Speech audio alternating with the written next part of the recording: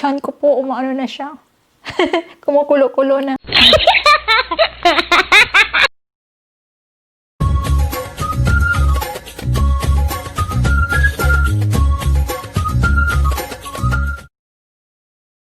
Hello friends, good afternoon. Kakatapos lang po natin sa work.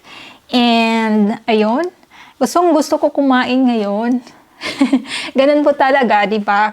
Siguro nakaka-relate naman po kayo na may times na after work gusto nyo kumain. May times naman din po na after work gusto kong matulog muna bago kumain. So ngayon, kasi nagugutom na po ako, kain po tayo. Tiyan ko po, umaano na siya.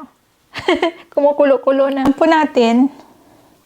Yan, beef. Carbonara beef siya. Tapos gumawa po ako ng sauce.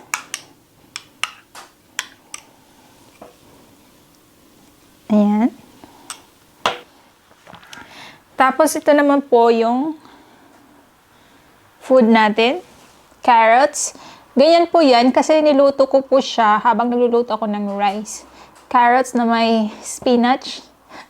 Kasi ito naman yung rice. Kung nakikita nyo po, may mga gulay. Yan.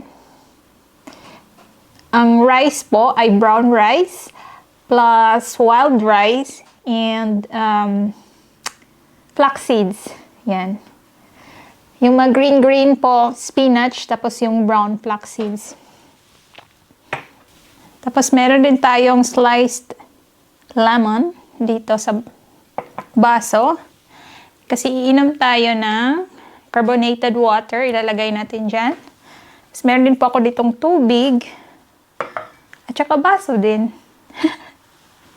Yun. Ano ba pong dapat natin gawin? Kung di, start na.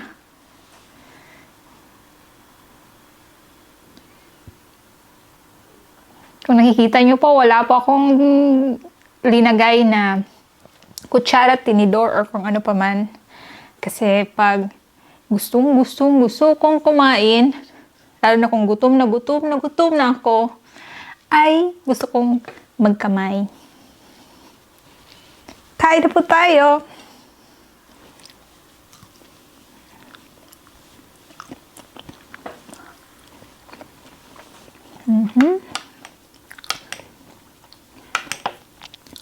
Tapos instead po na sausaw ko to dito, gusto ko yung sauce nilalagay dito. Na ganyan.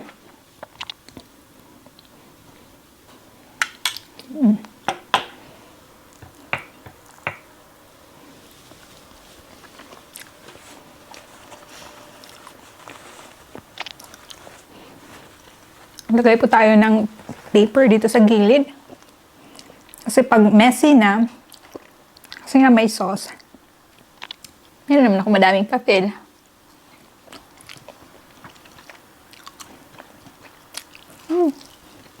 Parang gusto ko pa din ganyan.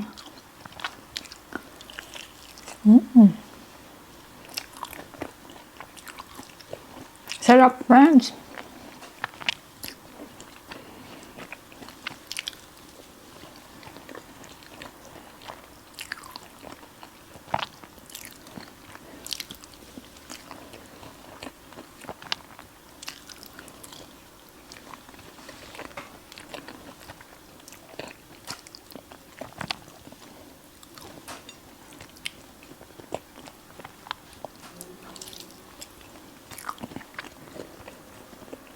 Ang sarap na may béarnaise sauce dyan. Tapos meron din dito sa rice.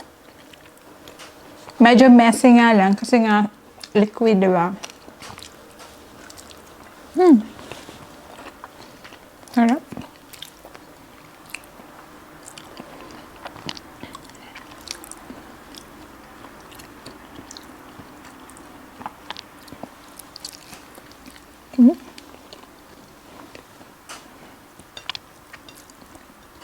Tawag po nito rosenkål dito sa Norway.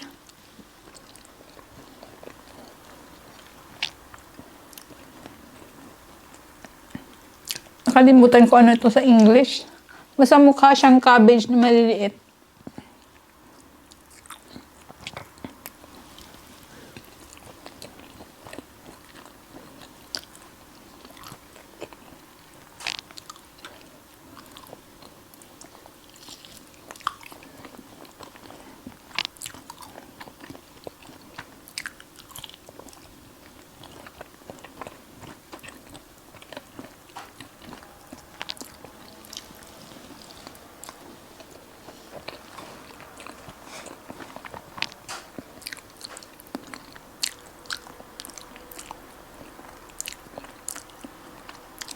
Ano tayo na maiinom?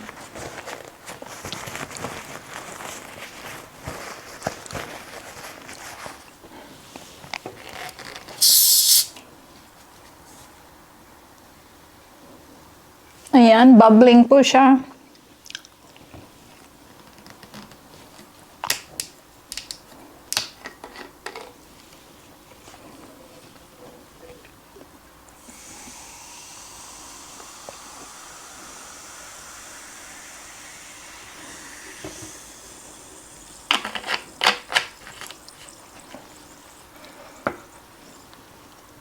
Yan po, bubbling drink. Ito po ay may ano po siya, flavor na lemon and lemongrass. Pero gusto kong may totoong lemon talaga.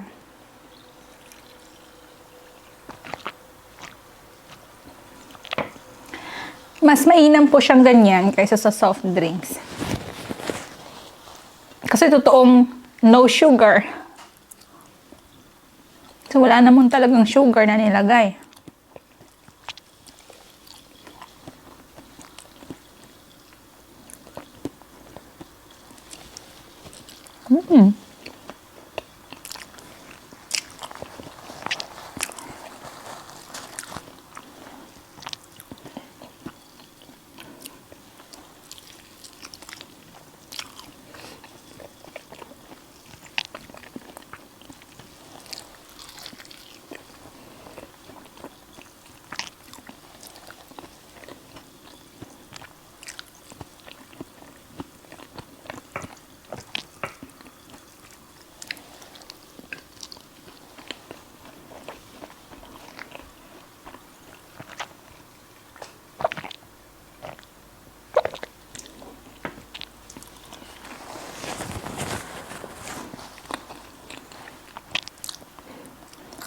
Kaya kahit ilang milliliters pa yung maubos ko, okay na okay pa din, friends. Diba? Kasi water lang naman to, carbonated water plus lemon.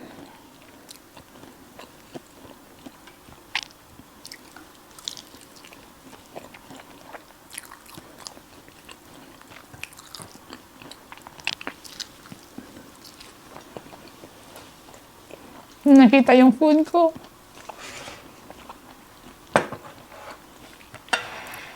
Yan.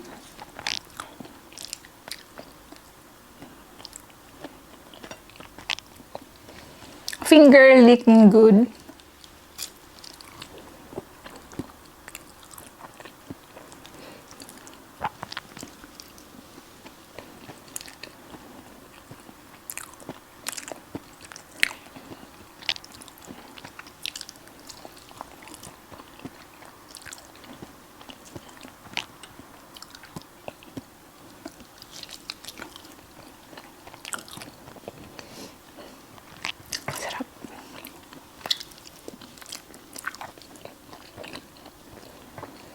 Itong Bernaise sauce, isa po to sa pinaka-paborito kong sauce.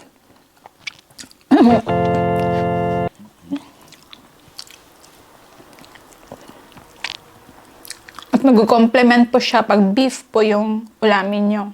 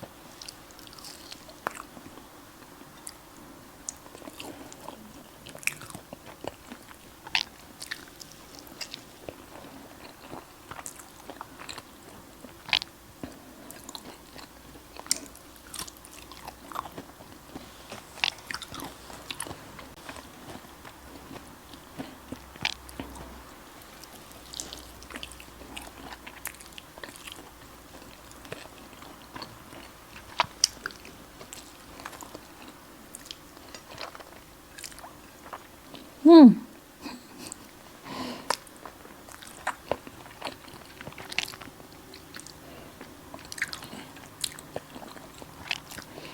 pa ako mahilig magpunta sa mga restaurant para kumain. Pero mahilig po ako magluto dito sa bahay.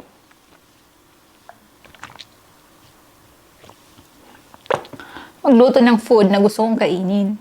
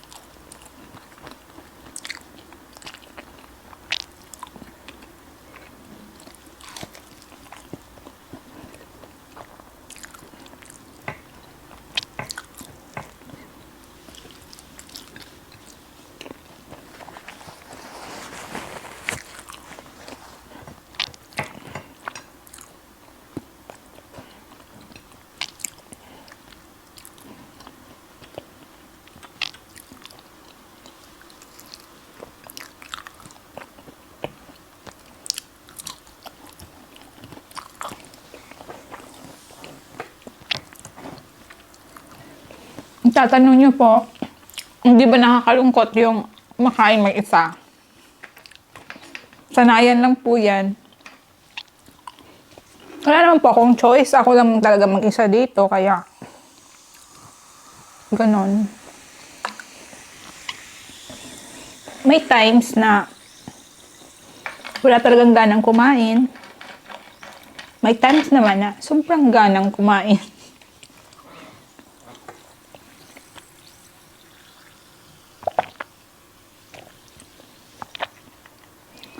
Super bubbly.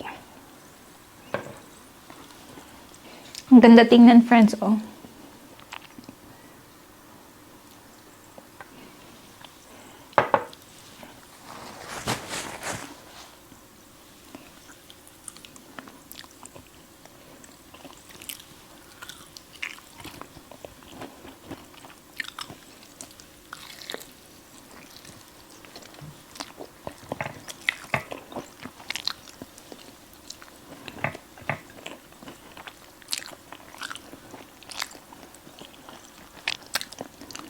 Ganito ba talaga akong magluto? Maramihan. Maramihan na rice, maramihan na ulam. Yes, ganyan po ako magluto. Ang ginagawa ko po, pag ganun, eat all you can. Pagkatapos, pinoportion ko na po siya at nilalagay sa freezer. So, kung gusto ko ulit kumain ng ganyang klaseng ulam, meron pa.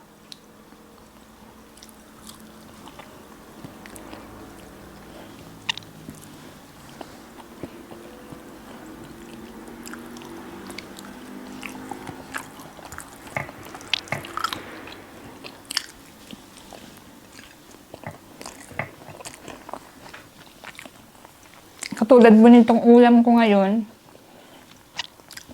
7 portions po ng beef yung niluto ko. Tapos, parang 4 portions or 5 ng rice. Rice na may gulay.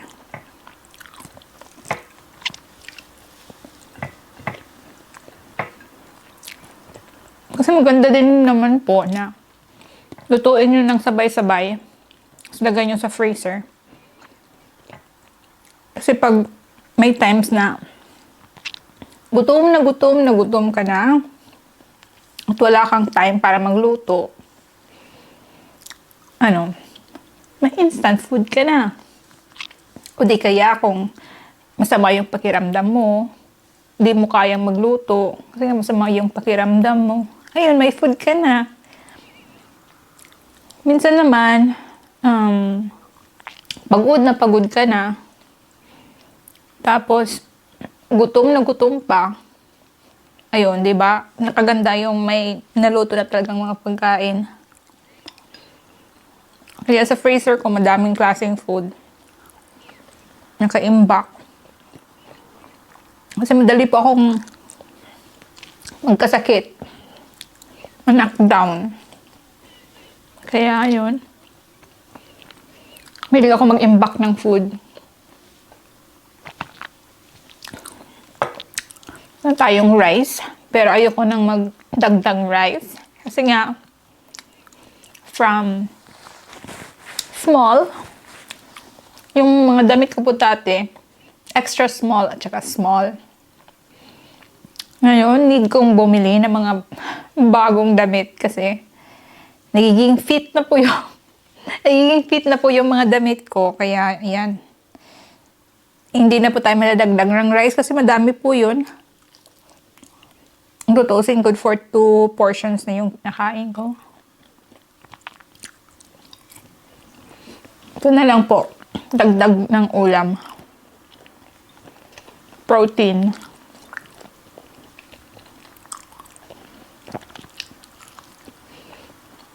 Sarap talaga siya kahit walang rice. Sauce lang at saka yan. Perfect.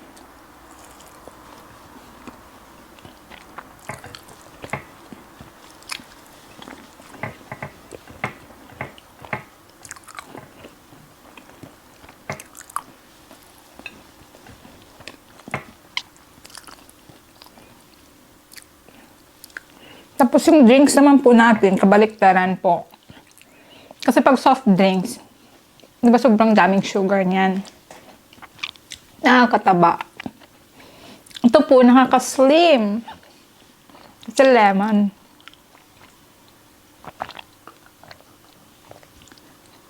Wala po yung sugar. Lemon lang at saka tubig. Carbonated nga lang na tubig para, kunyari, soft drinks. Kunyari. Yung tawag po ng soft drinks dito, brews. Ito naman po, tubig. Tawag breeze. Yun, di ba? Isang letter lang yung diferensya. Pero, yung isang letter matters. Kasi, ito, yung ginagawa ko ngayon, nakakapa-slim. Yung brews, soft drinks, laki.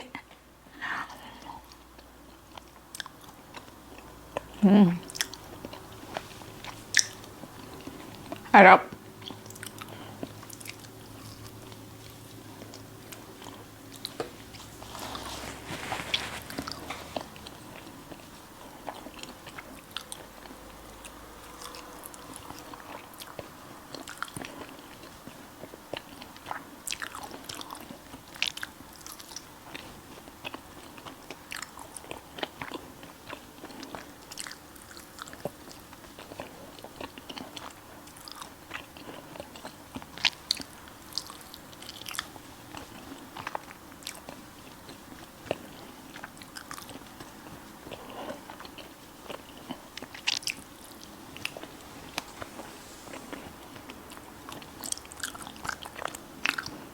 Finger licking good.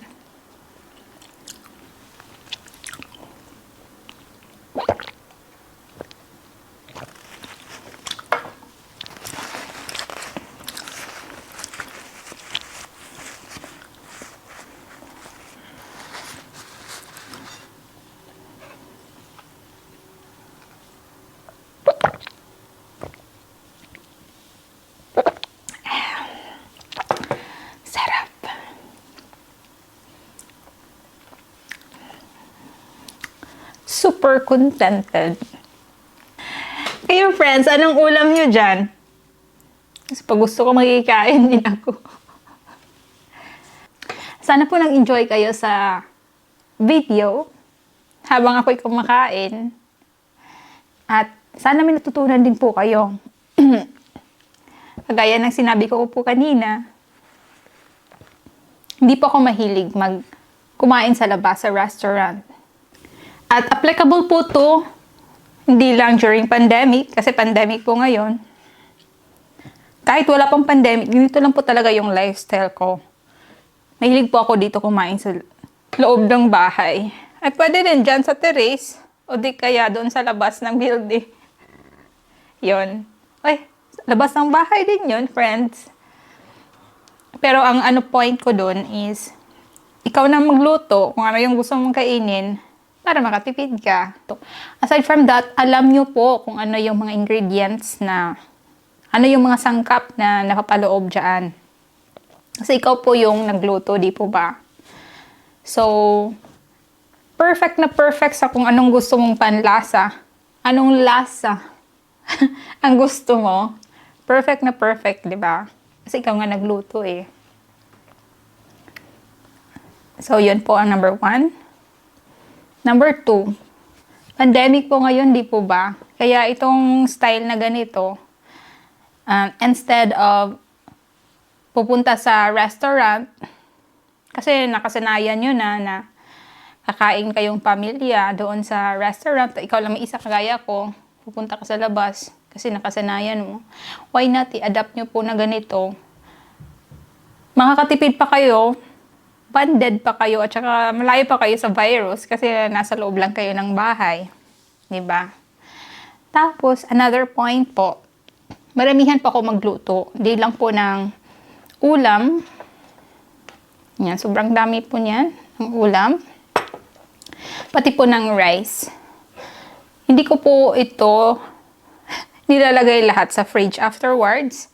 Yung mga hindi ko po naubos, pinoportion ko po yan. Yung iba nilalagay ko sa freezer at yung iba sa fridge. Bakit po ganun? Kasi po, pag ikaw po ay working, kagaya ko, kahit may pandemic, kailangan pa din mag-work kasi nga frontliner. Mainam na meron kang pagkain na nakaimbak. Pagkain na naluto na. Ikaw po ay pagod na pagod galing sa work at gutom na gutom. Meron pong instant food na pwedeng mong makain. At healthy pa kasi ikaw yung gumawa, di ba? Hindi yung instant noodles o ano pa yung mga instant. Totoong pagkain talaga, di ba? Healthy sa katawan. May times po na masama yung pakiramdam mo, lalo na kung mag-isa ka lang na nagstay sa apartment, kagaya ko. Maganda po pag may food ka na sa freezer o di kaya sa fridge. Kasi hindi mo na kailangan na mag-effort para magluto. At hindi na kailangan, minsan po kasi tao lang din, hindi po ako may times na wala pa akong food sa ref or sa freezer. What I mean, madami naman pong pagkain na pwedeng lutuin, pero yung naluto na, minsan wala. Tapos, ayun, masama yung pakiramdam. So, ang tendency, nag-skip na lang ng meal, which is hindi po maganda, di po ba? Malaking help na may nakaimbak ang dilutong pagkain sa freezer at saka sa refrigerator. Kasi, pag masama po yung pakiramdam mo, ako experience ko po talaga yan. Mas, kasi nga, nahihilo ka, ganyan. Wala kang masyadong time mag sa kusina, mag-standby. Ang tendency, punta ka na lang sa bed. 'Di ba? Kasi madami kang nakaimbak dyan na pwedeng lutuin. Need pa namang lutuin. Kailangan nyo mag-effort para lutuin. So, mas mainam na, aside from imbak ng mga pagkain na hindi pa naluto, ay mag-imbak din po kayo ng pagkain na naluto na. Kasi, mo na lang, itoto mo na lang kung galing sa freezer. Ayun, may food ka na. Hindi lang mga instant na food yung papasok mo sa katawan mo kasi nga masama yung pakiramdam mo. Maganda yung healthy food yung papasok mo sa bibig, di ba? Mas okay yun. Kaya, yan po yung gusto kong i-share sa inyo. Ngayon, yan po yung lesson na may impart ko sa inyo for today. Yan lang po. Have a nice day po sa inyong lahat. Kita-kita po tayo sa next video.